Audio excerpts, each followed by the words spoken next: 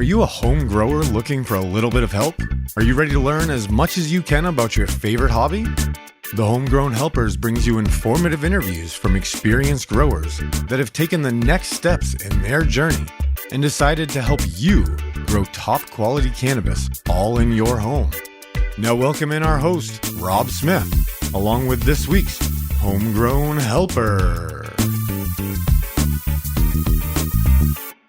Hey, what's up, everybody? This is Rob bringing you another episode of the Homegrown Helpers. This week, I have Rhizo Rich on the line. Rich is a regular contributor to GrowCast and our GrowPass family over at mygrowpass.com. Rich actually just wrote up his super soil recipe to share with all of our members, and that is posted in the resource section for our members at mygrowpass.com. Speaking of MyGrowPass, I wanted to take a moment and let you know that as of January 7th, which is just about 30 days after this episode gets posted, we are going to be closing membership.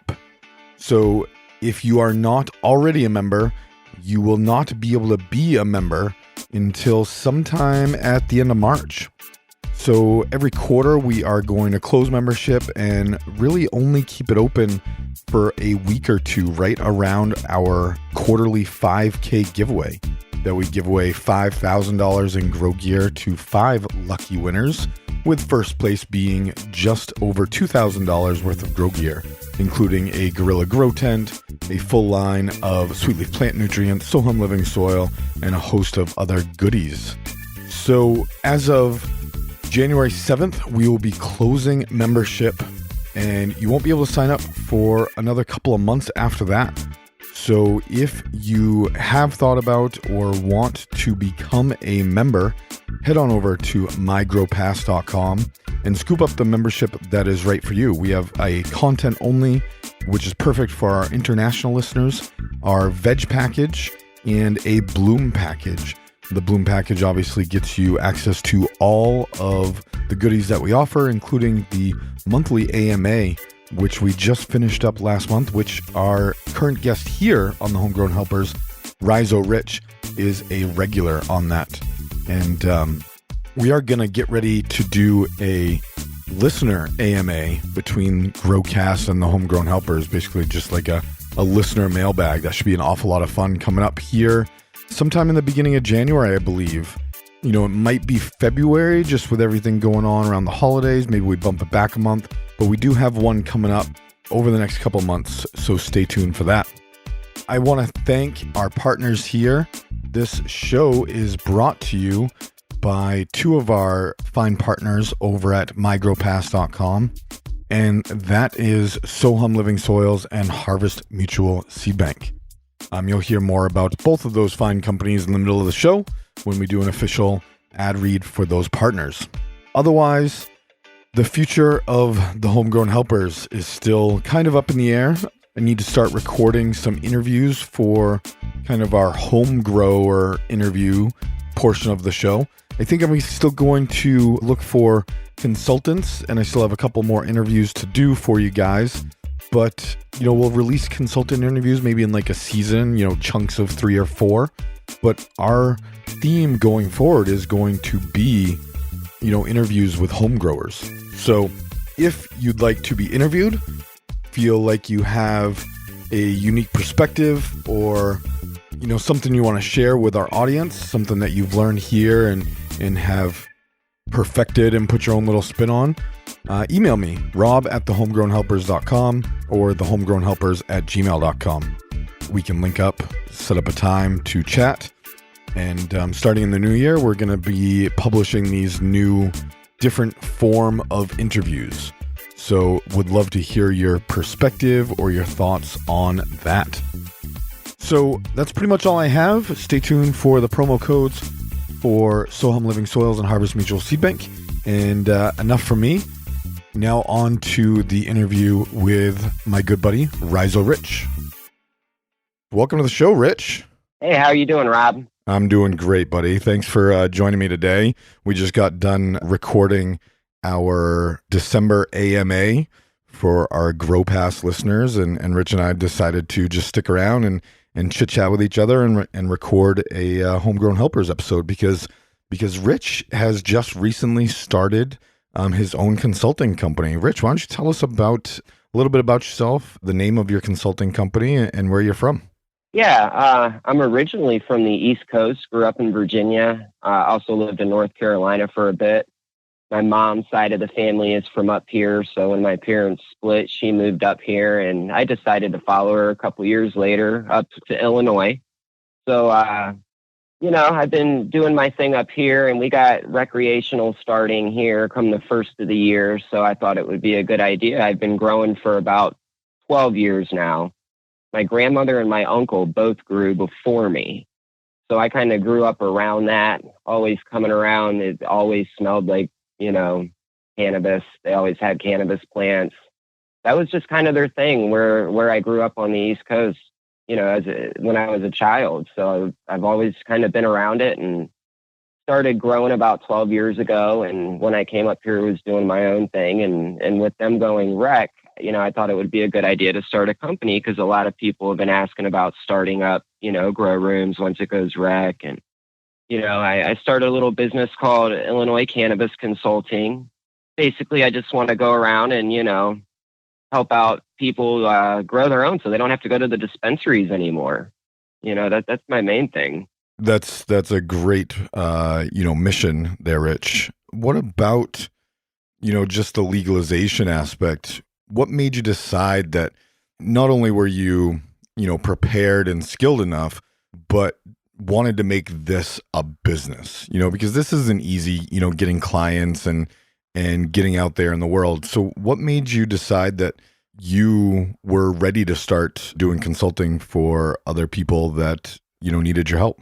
Yeah, so far as the industry goes and growing, there's a lot of information out there. It can be very confusing for a new person. I've kind of discovered with the few people that I've helped, you can go online and read all sorts of different stuff, get different results. Everybody thinks they have the best way or, everybody has their own way of growing. So for a new person, it can be very confusing.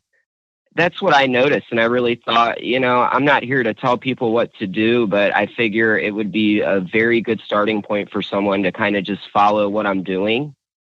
And, what I'm doing has been working for me. And if they follow it, they should be able to, at the end of the day, at the end of the harvest, come out with decent medicine and not have to go to the dispensary anymore. And, like I said, I saw the biggest problem was with people not being able to get consistent information, people just being very confused. Even when it comes to ordering a tent, there's 100 different companies now you can order a tent from. And, should I order this one? Should I order that one? Why is the price on this one so much? Why is the price on that one, so little? And then you get into lighting, it can be a whole other thing. So, I just figure with a lot of people wanting to start growing now with, rec coming online, and even though it's only medical that can grow technically, in Illinois, if you get caught not medical growing up to 5 plants, it's only a $200 ticket. And there's already people asking about growing. And I would like to focus on the medical side, but, if you want to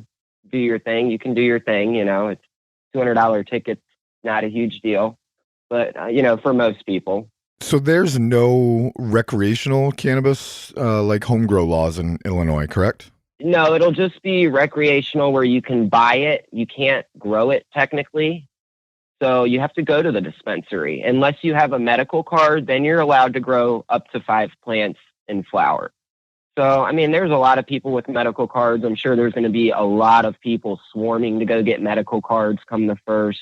And then there's going to be a group of people who will just take the $200 ticket if they do get caught, or the people that are already growing, But yeah, there's technically not a recreational grow law for Illinois that says you're allowed to grow, because you are not. So technically you're not. Yeah, I remember when that was going through, there was actually some lobbying efforts from large marijuana companies. Yep. I think both Rich and I are a little bit sick, so if you hear us coughing or clearing our throats, it's only because there's a cold or a flu or something that seems to be going around to every area that I've talked to over the last week, everybody I've talked to has been sick. So we're not alone there. So yeah, I remember when Illinois was getting ready to legalize cannabis that there were large corporations that were actually lobbying against our rights to grow at home. 100%. Any listener to the show knows how I feel about that. You know, our fight is not done It's until just dirty. Right. Our fight is not done until everybody has the right to grow as many of these plants that they want to at home. You know, there's no reason this shouldn't be treated like a tomato plant or a green bean or cucumbers. You know, if you want more cucumbers, you put more plants on the ground. It's as simple as that. Exactly. So I guess with your business, I mean, you really want to push more people towards that medical program. Absolutely. So hopefully when people start getting a taste of recreational legal cannabis and how bad it can be at times coming from a dispensary, that they'll want to grow their own and, you know, search you out and enlist your services. Yeah, you know, I actually met with my first client last weekend who is a medical card holder, and they were telling me how they spend, you know, over $2,000 a month at the dispensary for the medication for the one girl. And I mean, that's a lot of money. There's no reason they shouldn't be growing 5 plants and getting that, what they can at least, you know, for free. That's a lot of money to be coming out of, you know, what you're making every month to be going towards cannabis when you could be growing it at home. So, you know, hearing stuff like that makes me really want to help people that have a medical card. Yeah, I mean, you're going to cut that monthly bill by 95%, you know, getting them to grow their own. Right? Yeah. So, Rich, why don't you tell us about your current grow setup? You know, the size of the space, the types of lights, the size of pots you're growing in, a little bit about your soil. Bring our audience into that room and best you can tell us what you got going on in there. Yeah, my main flowering area is a 8x8 tent. And in there, I use 2 CMHs, 315s. I do different spectrums for each of those lights. So one will hold like, I think it's a 3100K and the other one's a 4200K Philips bulbs. And I also have a 400 watt HPS. And then I also have a 1000 watt HPS that's on a Gualala, the robotic movers that they have. You know, it's a 6 foot long mover that goes up and down the tent, and it just helps to spread light out more evenly to the bottom branches. And I've noticed it definitely helps with getting more fuller, better buds when I use that mover. So I kind of alternate, you know, my room when you walk in has alternating HPS and CMH lighting going on in there. I use fabric pots and make my own soil. That I've been doing that for a couple of years now. I used to grow synthetically, so I'm pretty open to it all. But at the moment, I've been doing strictly, you know, my own soil with organic amendments, and that's pretty much it. You know, water only, except for microbials and some compost teas every now and then. But yeah, I mean that would be my main flower room. For veg, I run a couple smaller 3x3 tents if I don't veg in the 8x8. I always got something going on in the 3x3s, regardless whether it's cloning or vegging or, you know, something like that. But my main room is the 8x8. And yeah, I mean, I can get enough medicine for myself out of that and enough to give to, you know, 2, 3, 4 other people if I want to. So it's plenty for me. Now, what size pots are you growing in? You know, I have been running 5 or 7 gallon pots. Occasionally I run 10-gallon bucket company buckets that I recently got a couple runs ago. Those are very fun. But recently I made some 20-gallon like sip or hempy beds, if that's what you want to call it, you know, the bottom feeding ones where you can water them through the tube and, you know, it waters them from underneath. So I'm trying that this run because I don't know. I've always liked them. I wanted to build something. I like to tinker and I like to try to change stuff up and keep the grow fresh and do something new sometimes. So I figured making some beds would be fun. I really wanted to see how the plants interacted when I put, you know, 3 plants together or 2 plants together and, you know, just see if there was any ill effect or if there was any benefit to really doing it. And I really like the bed idea of, you know, so far as me reusing soil, it just makes more sense to have a bigger container versus a 5-gallon or 7-gallon. It's really hard to to keep a no-till or a living, soil in something that small, I've noticed, especially when the roots overtake it. It basically just becomes a root mass. Totally, totally. And a couple thoughts there. You're 100% right that, maintaining that living organic soil is much easier in a larger container. Right. Keeping that soil fed, but also having multiple plants in there, I've heard is really good. They feed off each other. They kind of feed with each other and create a much stronger mycorrhizal web between the two plants and can kind of reach further. Yeah, that would make sense. And so far, the plants that I have in the beds look great. So I have not noticed anything, any ill effects or anything from putting them in the beds. I'm really enjoying them. So we'll see how it goes. I may just stick to doing them from now on. Now, you're pretty active on Instagram. Where can people see your work and the type of buds that you grow and what's going on in your grow rooms? Yeah, I'm at Instagram. You can find me at Rhizo, RHIZO _Rich, RICH _ICC. And you can see quite a bit of my work on there, stuff that I grow, stuff I'm testing. I try to keep up to date with stuff going on with, GrowCast and all that for you guys. And there's also another page that I started up. It's at Illinois Cannabis Consulting that I'm going to be a lot more active on come here soon once the first of the year starts. So I am on there still. Anybody's always welcome to DM me, ask me a question, whatever. I'll always answer you. So, either page. But right now, the Illinois Cannabis Consulting page isn't super active. There's only a couple posts. You're more than welcome to, follow it or whatever. But it's not super active right now. I'm, kind of waiting for the first of the year and worried about pulling clients. And then, more so than I will take people now. Like I said, I have had people contacting me about it and, wanting help to get their personal growth started or whatever. But I figured the first of the year would be more of a better time to focus on it, Right on. So let's get into some grow advice here, Rich. What should a new grower be paying attention to when it comes to the overall health of their plant? What are some of those key tips for them? Wow, yeah, that can be a couple things. Definitely your environment. You want to have a good environment. That's super, super key to having a healthy and happy plant. You want to have a good temperature, good humidity. If you can keep your VPD logged or track that, that's great. Environment's a big thing. That would be probably my number one thing for, keeping a healthy plant. Absolutely. Now, what are some of the things that you do? I know that you love the monitoring devices. What are some of the things that you do to make sure that your 8x8 tent is dialed in with temperature and humidity?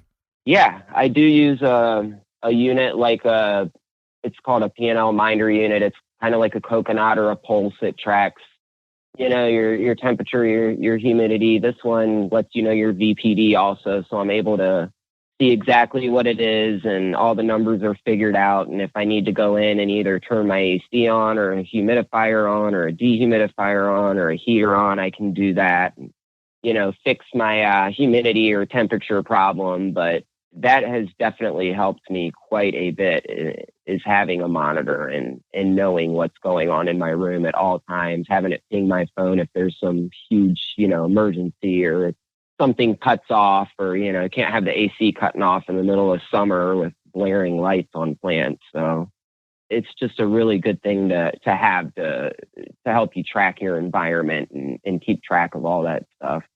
Probably my main tool that I have for that. Right on. In your opinion, what's the single highest leverage move a grower can do in order to increase the yield off of a limited plant count? Oh man, this is probably applies really quite a bit to me with this Illinois 5 plant thing. But Totally. I would say training. I mean, probably better than me. I mean, you got to train your plants if you want to get the most out of them. Top them, trellis them, tie them down. Do what your preferred method of training is to get those plants stretched out and get light to the bottom areas or to the whole part of the branch that you want to flower. that's very important. Training is a huge deal for an increasing yield for a small plant count, I would say. I mean, when I used to just do a few plants, I always scrogged 100% every time. It's how I got the most tops out of 3 or 4 plants. And, it just filled the entire tent that way when I was running a smaller tent. And it was just a lot easier. And if I didn't train, the yield suffered quite a bit. Do you have any anecdotal information that says, the yield increase that you can see from training versus a non-trained plant? Yeah, I mean, I don't have any, papers or anything, but, like I said, from the experience that I have, I haven't scrogged before or trained and just seen the plant basically grow an apical dominant cola, one whole cola up the main thing with some smaller ones around the side. And then you can train that same plant. And now all of a sudden you have, 10, 20 huge colas coming off the same plant instead of just one apically dominant large cola sitting by itself. So, I mean, that would be my experience, is just seeing it, doing it different times. And there's been times where I have gotten lazy during a run and didn't train. And like I said, I could totally tell the yield suffered because there just wasn't as many tops, and it just wasn't what it usually is. So yeah, typically I would say that training versus not training, and I don't mean to exaggerate here by any stretch, but it can at least double or triple the yield easily off definitely. of an untrained plant because of that apical dominance and that one bud that's getting the best light as opposed to 20 buds getting the best light. You can see a 2, 3, 4x increase on your yields from just letting your plant grow and then training it. So we definitely encourage training. Check out Atlas Plant Trainer, of course, but we definitely encourage training and any training methods that you can employ to increase those yields. So we're going to take a quick break to thank our partners that make this show and all of the other episodes of the Homegrown Helpers and Growcast possible. Those are our partners for mygrowpass.com, our membership program where you can gain exclusive audio content, resource section, monthly AMAs, discounts, giveaways, all sorts of fun stuff over at mygrowpass.com. So thanks to Sohum Living Soils. Sohum Living Soils is the premier, the easiest, the go-to only water soil blend that can get your plants from clone all the way through flower with just by adding water without even having to pH the stuff. Now, I've used it personally, so if you decide to use it, feel free to email me at rob@thehomegrownhelpers.com and I can give you some tips, some pointers. But essentially, I would bottom feed and definitely up pot in between flower or between veg and flower during that transition, just to give your plants some fresh nutrients and some fresh soil. So head on over to sohumsoils.com and use code GROWCAST10, GROWCAST10, to save yourself 10% off all of your Sohum Living Soil bags. They'll ship it right to your front door. Or members can save 20% off after you become a member at mygrowpass.com. We also have Harvest Mutual Seed Bank. They offer our listeners free shipping on all of their seed orders from some top of the game names of breeders, like Dungeon Vault Genetics, Gage Green Group, which you've just recently heard on Growcast doing a breeder feature, and a host of others. Mephisto Genetics, which we're going to be working on, who has some of the finest autoflowers in the game. So head on over to harvestmutualseedbank.com and use code GROWCAST to save yourself free shipping on all those orders, or get 10% off when you become a member at mygrowpass.com, as well as free shipping. Both of these fine companies also give away products in our quarterly 5K giveaway. So we give away $5,000 of grow gear every quarter to our members, and all they have to do is be a member. Every month they get entries into this 5K quarterly giveaway. So Harvest Mutual Seed Bank gives away 3 packs of seeds, and Sohum Living Soils gives each of our winners 2 bags of soil. So head on over to mygrowpass.com, check out all the benefits that our members get, And thanks so much to Sohum Living Soils and Harvest Mutual Seed Bank for taking such good care of our listeners and members. Now let's get back to the show with Rhizo Rich. And welcome back to the show, guys. Hopefully you take advantage of some of those partner discounts that you just heard about. Show them some love. Let them know that you've been listening to the show and appreciate them making this show happen, because without those guys, we wouldn't be able to continue to do these types of interviews for you. So, Rich, let's talk about IPM in an indoor garden. What are your protocols and go-to items to keep your garden and plants clean and healthy? Yeah, for IPM for me, I mean, the biggest thing for anybody I would say is every day, if you can, anytime you go in your garden, scout your plants. Try to scout them all, but if you can't scout them all, do kind of a little rotating pattern around every time you come in. Scout this few, scout the next few, next time you come in.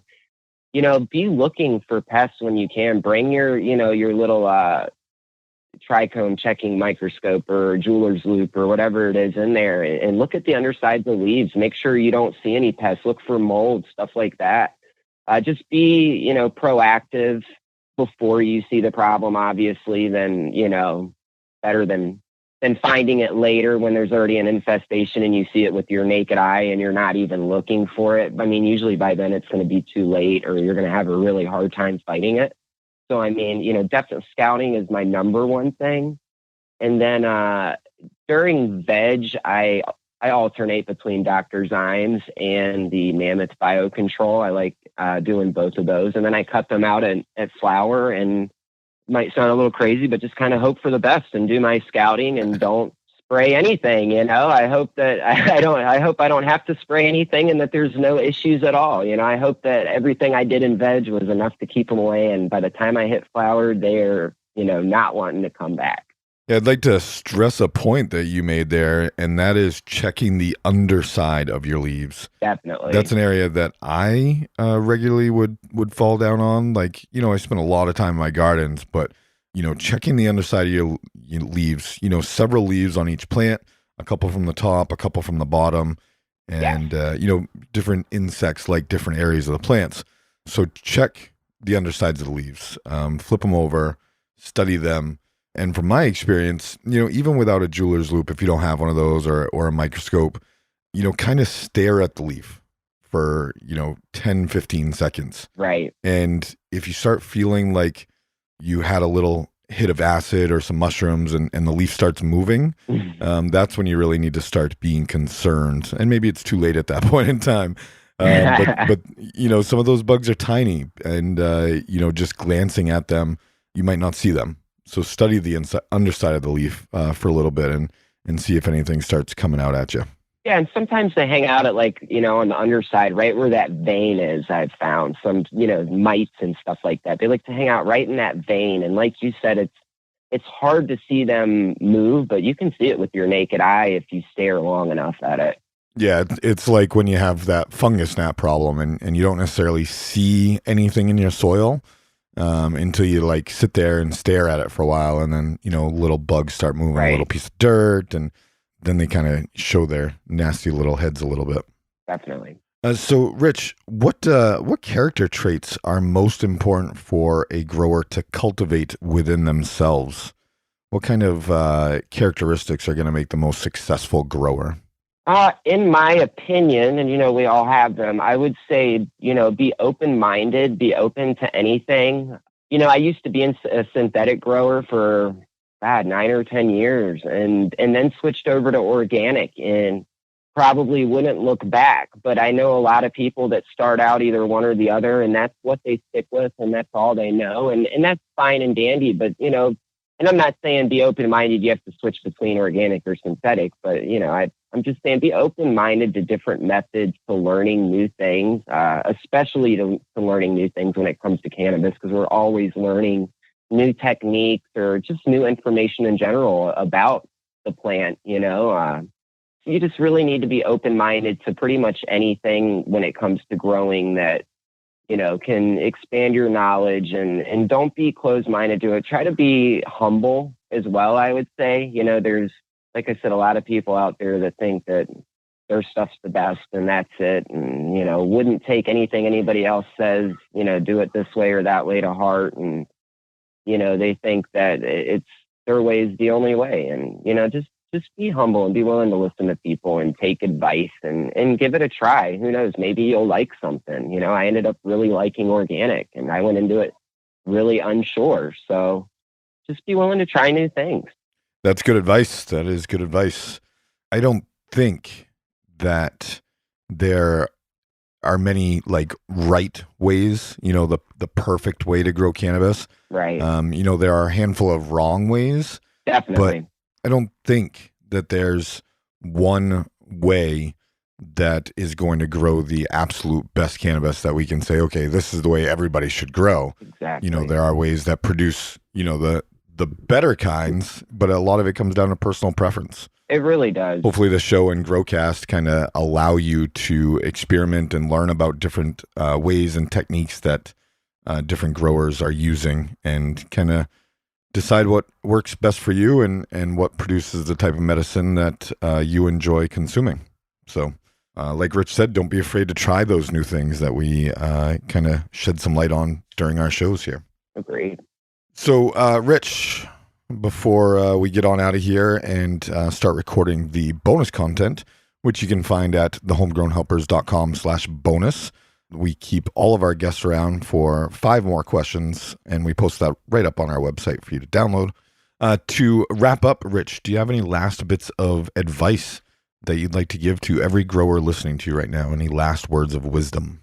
Like I said, and this is going to sound repetitive, just try to be humble and listen to other people and really try new things. Like I said, if you're stuck in doing one way, do 1 or 2 plants to the side and do something new and different. It's just fun to change it up. It's fun to experiment, fun to see if you get the same results as doing it your way. It just makes it a more exciting grow all around. I see a lot of people just doing the same repetitive robotic thing, and that's going to get boring and kind of become feeling like a job then. And when you have a hobby that becomes a job, it's not as fun anymore. And just be open-minded to try some new things and have fun in your grow. I would say just have fun. It's your grow. Do what you want to do. It's where you practice what you want to practice so far as growing, and just enjoy yourself. Don't worry about what anybody else is doing. Now, do you have any advice for people that are trying new things? We've talked with other consultants on the show that suggest only changing one thing at a time in your grow.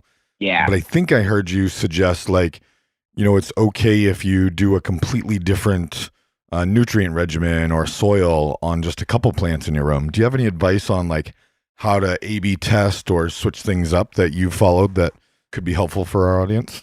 Yeah. So far as A/B testing, I mean, you're going to want to have 2 separate areas that are going to be very, pretty much the same and, have the same exact clone and pretty much everything going on, and just change that one variable. And I agree. I mean, so far as trying new stuff, the best thing to do is only try that one thing. Don't switch a bunch of stuff up. Otherwise, you're never going to know if that one thing is what actually produced a good result or a different noticeable result. But yeah, I mean, I would definitely, just stick with the changing the one thing if you want to try, one thing new. However, like you said, if you're wanting to switch up and say, hey, I want to try a whole new nutrient line, or, I want to switch from synthetics to organics, then yeah, I mean, I have no problem with take 1 or 2 plants to the side and that way you're not sacrificing your entire harvest or whatever. If the results don't come out in the way that you want them to, you'll still have your pretty close to your normal amount of other plants going the same way that you normally do. And how they're going to come out, what your end product's going to be. But, give that new thing a shot that you want to give a try. And if you notice any difference in those 1 or 2 plants or however many plants you decide to put to the side and try something new with, just change up that nutrient line or just change up, a super soil or whatever different that you want to do. change it up and see if you get a different result, or see if maybe you try synthetics and maybe you're getting the same result and you think it's a lot easier and that's what you want to go with, no problem. But just try it on a couple plants, and like I said, that way you're not ruining your entire crop that way either. And you can still try something new. Yeah, the only thing that I would, piggyback onto that is, if you have 5 plants, like in Illinois with Rich, yeah, that's I would hard. suggest, yeah, right, having 2 that you experiment with things. Right. One plant, you might get lucky, or you might get unlucky. Having 2 gives you a better understanding on whether the change that you've made is actually being impactful, or it was just that plant or that one location in the tent. So go for at least 2 plants. And if you have 6, maybe split your room in half and do 3 and 3. 3 with the constant, your old regimen, your old regime. I like and then that. 3 new ones. Yeah. So Rich, one last time, where can our audience find and connect with you? At Rhizo_Rich_ICC on Instagram, or at Illinois Cannabis Consulting on Instagram. Either one of those you can get a hold of me at. You can, like I said, anytime DM me, ask me a question, I'll answer you. Awesome. Thanks. We are going to wrap this up. Guys, if you liked what you heard, please give us a rating, review, share the show, tell a friend. Make sure you check out our Growcast podcast with host Jordan River. I am the producer of that show, source a lot of the guests, make a lot of the behind the scenes magic type happen. So check that out and head on over to the bonus content and download the next 5 questions that we are going to start right now. Happy growing, and we will catch you next time, guys.